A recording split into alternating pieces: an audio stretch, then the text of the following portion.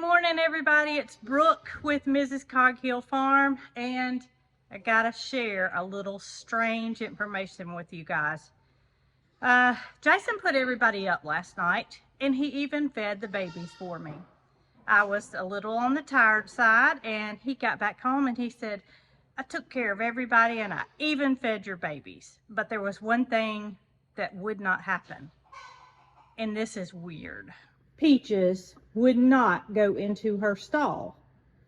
Now, we've had this barn built almost a year, or a little over a year, and there's not been one night that Peaches hasn't came to bed. So y'all, I think Peaches may be turning into a pig. So when I came to feed, I came out here to find Peaches in Mildred's stall where she slept last night. Now, I'm not sure what's going on, but, hey, I think Peaches may be deciding that she is a pig after all. Come on, baby. Hey, babies. Oh, goodness. Oh, goodness. Come on. Well, today is a monumental day for the babies because they are 6 weeks old, y'all. I mean, 6 weeks old in goat world is on the verge of being grown up. They're still taking a bottle. They are eating grain. So they're trying to wean themselves, and I'm not sure this goat mama's ready for that.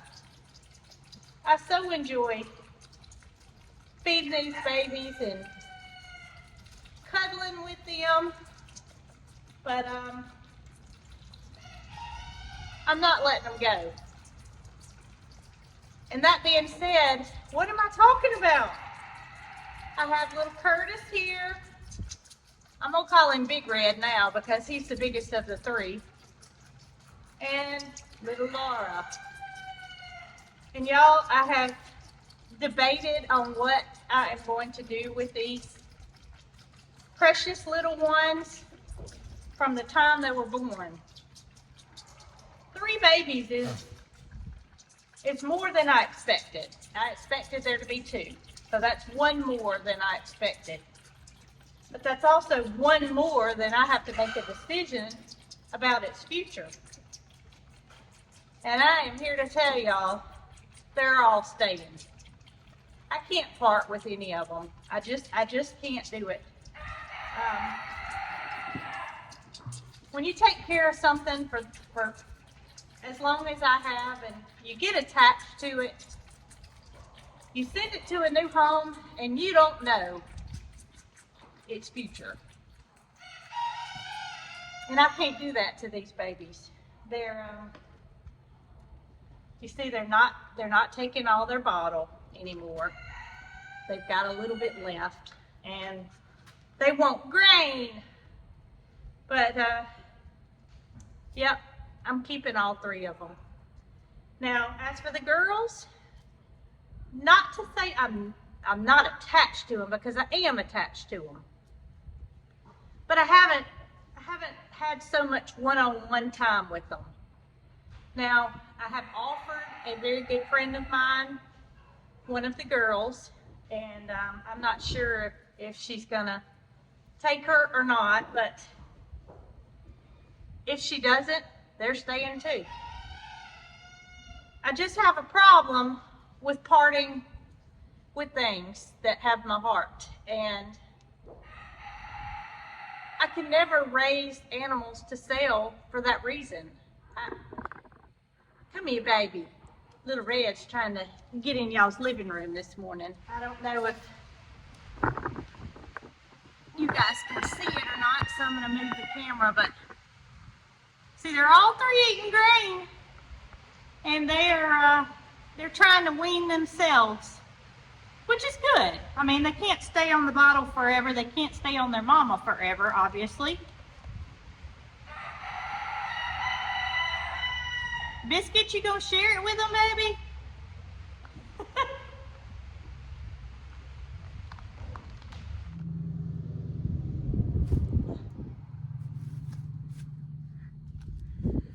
y'all, there are definitely differences in bottle babies and mama fed babies. Oh my goodness, I don't know if this is gonna work. Goodness gracious. These babies became bottle babies not because I wanted sweet, loving babies of my own, but because their mama was not able to feed them. Right, Laura? Come here. So yes, that did in turn help me, because now I have 3 babies that, you know, they're always gonna be just as sweet. But you got little Martha here. You see? She's just, I mean, I can touch her, I can put my hands on her, but she's not like Big Red here. She's curious. She's Laura. Goodness, baby. You're gonna eat the camera. But it's a difference. It is definitely a difference that you can see. Come here, baby. See? She'll come to me. But I wanted to show you something on Martha that also Mabel has. And if she'll, you see under her chin, you see that flap of skin hanging down? Y'all, that is so characteristic of Joe. It's very strange that both of those babies have that, because their daddy has it. I don't think you got a very good look at it. But is this Curtis? Yes, this is Curtis. Curtis said you can get a very good look at him if you'd like. And Red's trying to chew on the camera. Here comes little Martha. Oh, y'all. Let's see if I can't make this camera sit in another position. But y'all, to say that I love these babies is an understatement.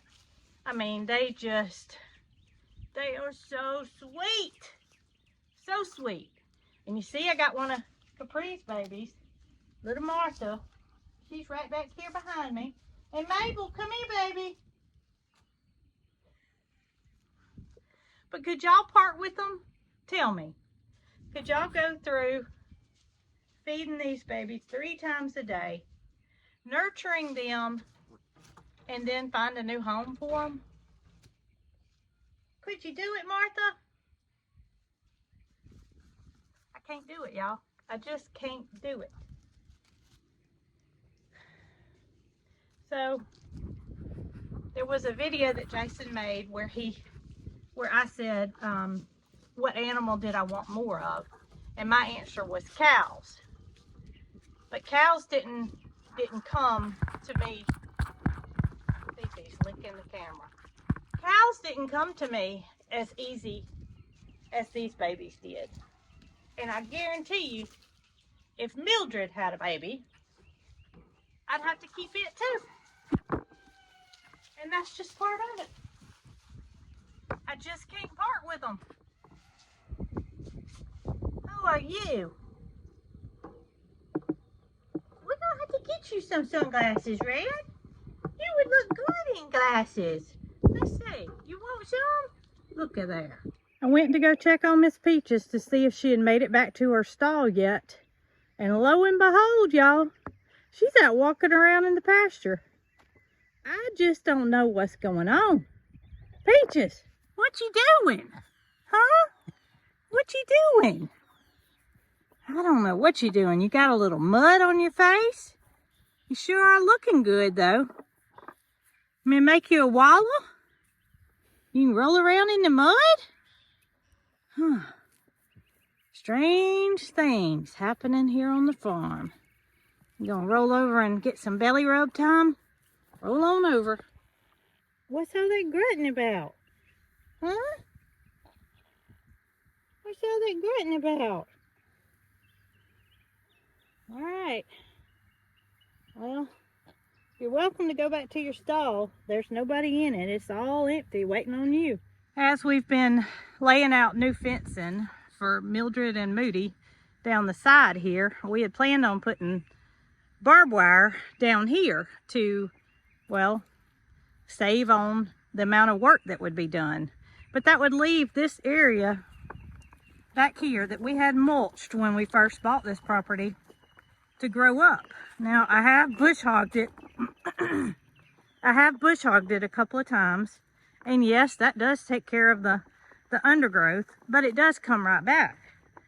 And we're not gonna spray it. We've got honeybees here and too many insects that lives would be risked if we sprayed this entire area. So Jason mentioned maybe we ought to get a few brush goats to fence in this area over here so that it can be kept clean like this area over here.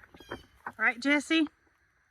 Well, why do we need to get brush goats when we've got Curtis, Big Red, Laura, Mabel, and Mildred? We'll just put a gate in here and allow the goats to forage all over here. And it'll end up being just as clean as this side. So no brush goats needed, just Brooke's goats. And Brooke's goats can keep this area looking tidy. Now we're not gonna jump on getting this fenced in because the goats have plenty of area over here. And the boys will stay with the bucks until they are castrated, which won't be until about age 4 or 5 months, so Dr. D says. So they'll stay with the bucks to prevent being bred with Bootsy and Bo Peep. We don't want that to happen. But when they get to be big boys and they get fixed, they can come over here and live with the girls and have this entire forested area as well as the pasture out front. Biscuit, do you think that's a good idea? You are so beautiful. Look at you. You just want a little loving. You are so beautiful. Yes, you are. Well, I hope you all agree with my idea to keep all the goats, because it's happening. I just can't do it, y'all. I just can't part with them. You don't mind, do you? The more the merrier, right?